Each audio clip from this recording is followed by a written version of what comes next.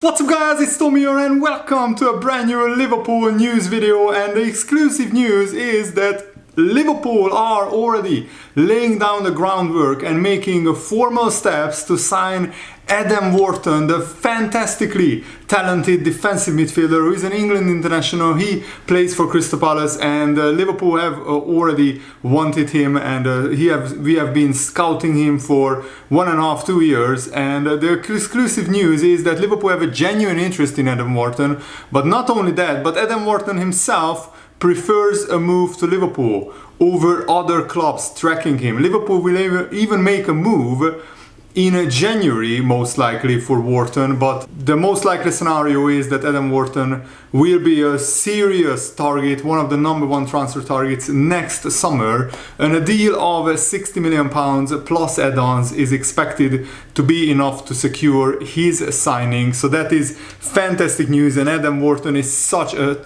terrific player, and we have been tracking him, as I said, for quite some time, and he's only 21 years old, which is frighteningly young, and he's already an established Premier League player, and he's an England international as well. He's 182 centimeters tall, so he has a really good frame. His passing range is fantastic, and his current market value is around 45 million euros. But Transfermarkt usually undervalues Premier League players because you have to pay the Premier League tax. And if Liverpool could get this deal done for around 60 million, then I think our midfield would be secure. We signed Szoboszlai, McAllister and Gravenberch in one summer, and that pretty much was the title-winning midfield in the Premier League last season. And adding Adam Wharton, a true out-and-out defensive midfielder, somebody who a player that Liverpool have been, and the Liverpool fans have been crying out for, would be a fantastic addition in my opinion, because as I said, Adam Wharton is a fantastic talent, only 21 years old, but already playing for England and playing for Crystal Palace, and also helping Crystal Palace win their first trophy in their history, the FA Cup, helping Crystal Palace beat Man City in that final, and helping Crystal Palace beat Liverpool in the Community Shield final. It's clear that Adam Wharton has what it takes. He's a fantastic talent, and Liverpool are already talking to his representatives what kind of contract he would want, and also what kind of clauses and add-ons we could include. The big dilemma for Liverpool is, do we go in for Marc Guéhi and Adam Wharton in January, or do we just go in for Marc Guéhi in January and Adam Wharton next summer? That's a big dilemma.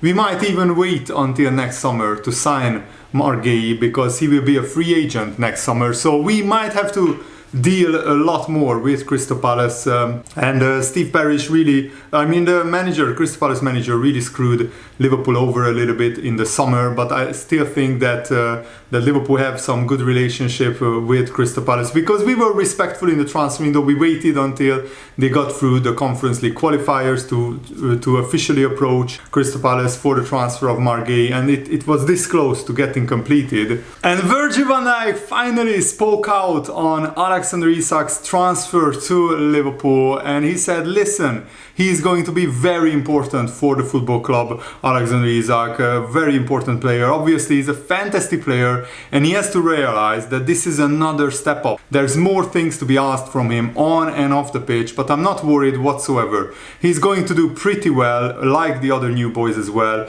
It's time for him now to get as fit as possible, as quickly as possible, and be important with goals, with link-up play, like Hugo Ekitike is already as well. It's good to have competition. We have to push each other to be successful, and I'm confident that will be the case. And Liverpool have got off to a perfect start, but we have to keep pushing, because Liverpool haven't been at their best. But the good news is that you don't have to be sometimes at your best to win football games, and Liverpool have so many match winners. Arne Slot said that Milos Kerkez's dive was not smart, and that was one of the main reasons why he was substituted. And I think Kerkez is still only 21 years old. He's very raw, very young, so he can still get much better, and he will learn from this. And Arne Slot behind the scenes will work with Milos Kerkez and his defending, because sometimes he can be a little bit rash. he has a yellow card in him almost all game, so he has to be careful not to pick up an early yellow card, because then he will be taken off. But thankfully Liverpool have Robertson as a really good experienced backup. And there is no major update on Konate's contract situation, but thankfully in the last 2 games Konate was back to his best, so I was very happy to see that. And also, if he plays like this for the rest of the season and wins another Premier League or another Champions League trophy with Liverpool, then I wish him well in going to Real Madrid on a free transfer. It still doesn't feel right to me. Don't think players like Konate should be running down his contract, but it wouldn't sting as much as Trent Alexander-Arnold, because Trent Alexander-Arnold was one of our own, one of the Liverpool boyhood Liverpool fans. Konate is a French guy born in the suburbs of Paris, so he had no emotional connection to Liverpool before signing for them. So I wouldn't begrudge Konate going to Real Madrid. It feels bad that it's on a free transfer, and that's more and more likely. The good news is that Florian Wirtz is getting better and better as he gets used to the Premier League. Florian Wirtz created 4 chances and he had 62 more touches in the game against Burnley. He completed more passes at a higher percentage than before, and he also won the same amount of duels. So that's really good news. And by the way, did you see how Man United got absolutely dismantled by Man City? No surprise there really, but it was just frightening how easily Man City created chances against Man United. They have really fallen off the cliff, and I don't think Florian Wirtz had a poor game. Some people said that Florian Wirtz had a poor game against Burnley, but remember that Florian Wirtz still was one of our most creative players in the game, and it's so difficult to play against 9 or 10 men defending behind the ball, congesting space, so there was very little space to work with for Florian Wirtz. And in games like these, like the Burnley game, you really see his freakish technical ability in congested areas. He's so conscious with the ball as well, and inside this deep block he can delicately combine with Salah, with Ekitike, hopefully with Alexander Isak very soon, and with other players as well. He's always looking to carve out an opportunity, to create a chance, to score a goal, to get an assist. So he's only going to get better, and I only trust, of course, what I'm seeing. And so far,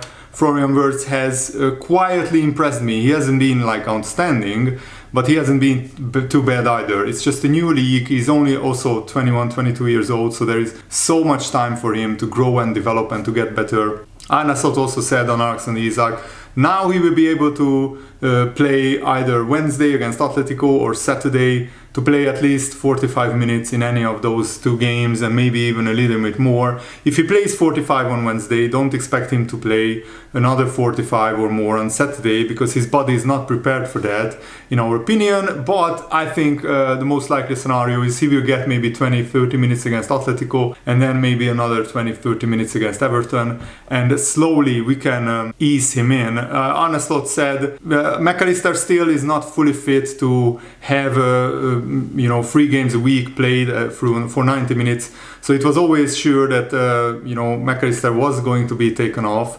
after 60 minutes, and thankfully his injury wasn't serious. The combination of him being a little bit injured and me not wanting to lose the second substitution after 60 minutes led to it.